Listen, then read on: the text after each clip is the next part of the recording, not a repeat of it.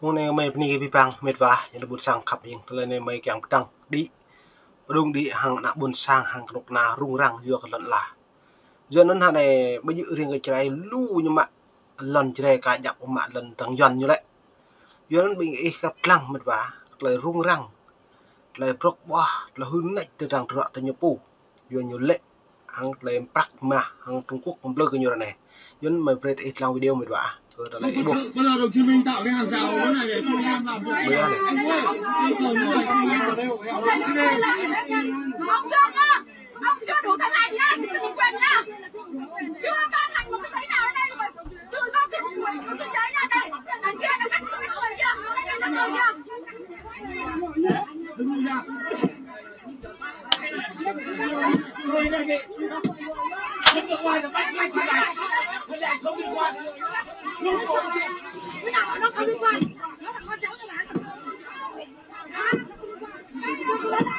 với một vài cái tăng như ngại tăng dọn thành bộ này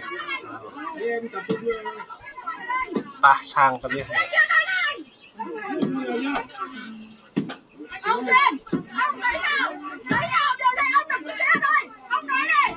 lấy nào, điều luật nào ông đọc như thế. Đây có khi làm cái đồ chú anh đấy, nhưng chú đừng có nó không nó không lên được. ngân một vài tăng cái này Quản 4 điều 71 câu là cái tai năm 2013, chủ tịch thị trấn không có quyền cưng trên đất, chủ tịch thị trấn không có quyền cưng trên đất. Điều 4,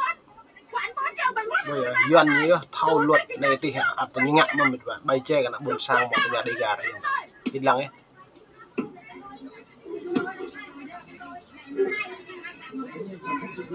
mọi người nhìn nhá, điều luật nhá, quản 4 điều luật nào ở đây? Điều luật nào ở đây? Làm cái gì đây?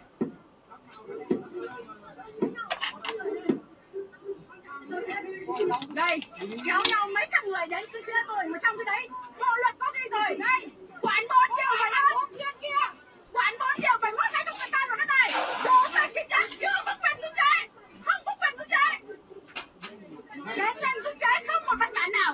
Tôi hiện cưỡng chế đây chủ tịch này, mà ở trong này trả cưỡng chế này.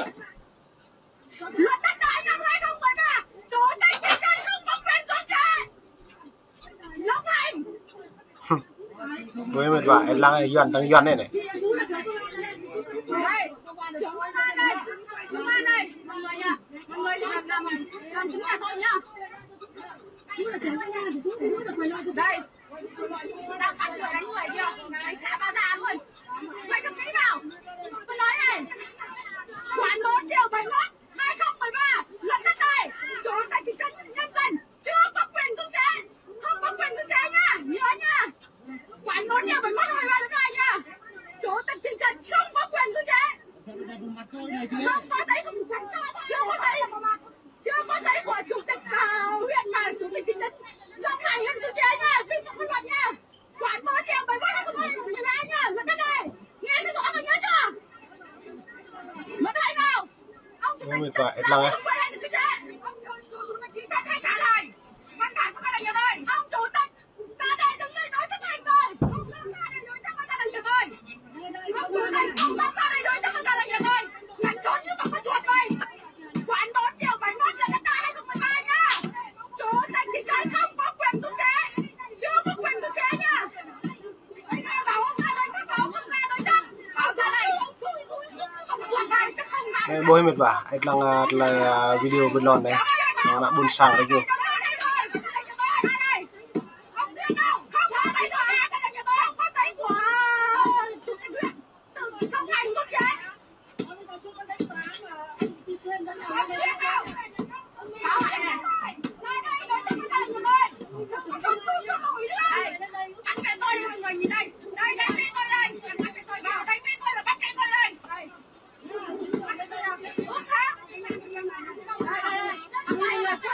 bây giờ tha mà một pin mà để đang em bọc cái nhà ngại như này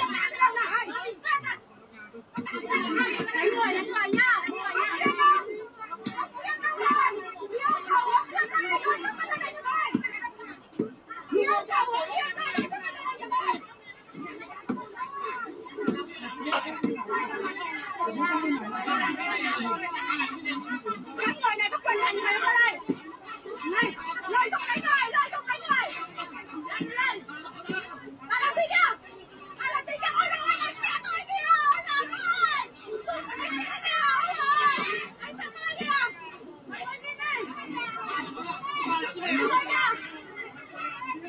với dần dần như vậy là tình ít lăng ấy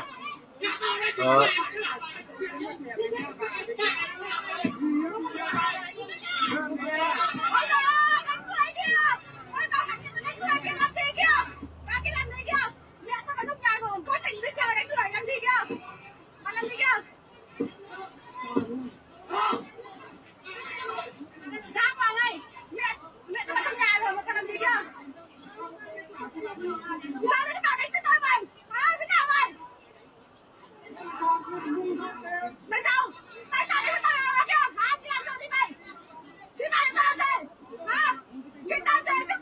bôi là trình ít lăng ấy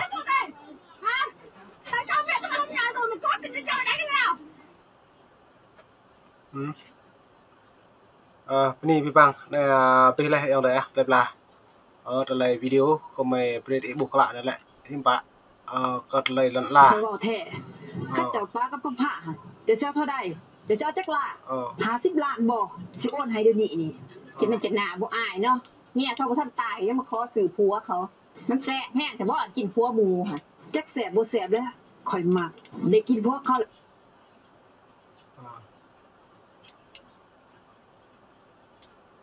นั่นเนี่ยพี่ก็terlay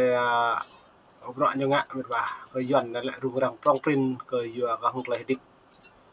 mong lat la yu do nyemak prak carang le te kang mo lon carang ke nyang mut hang tlai sim le tlai pi bong yang daมันตละบ่โห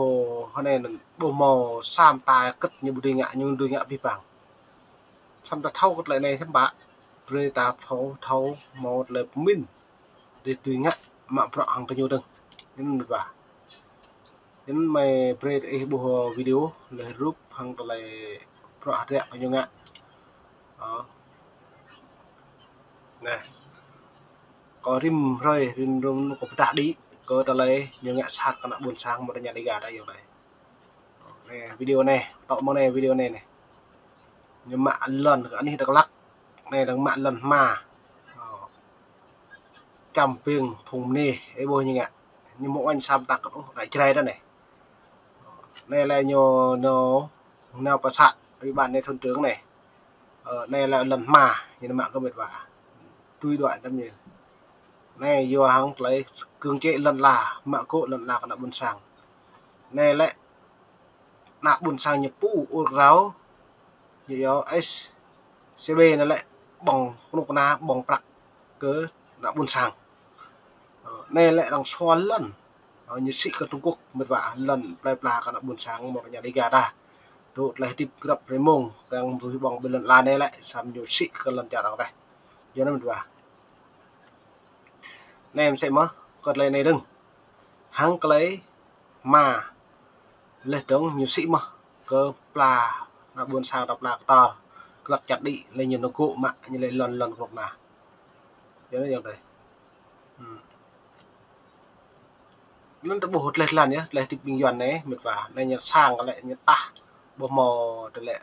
lại phiền ôm mò lại phiền prepo mua bạn mua huyền một đánh cựu nhu trăng nhện tới nhu mong sáng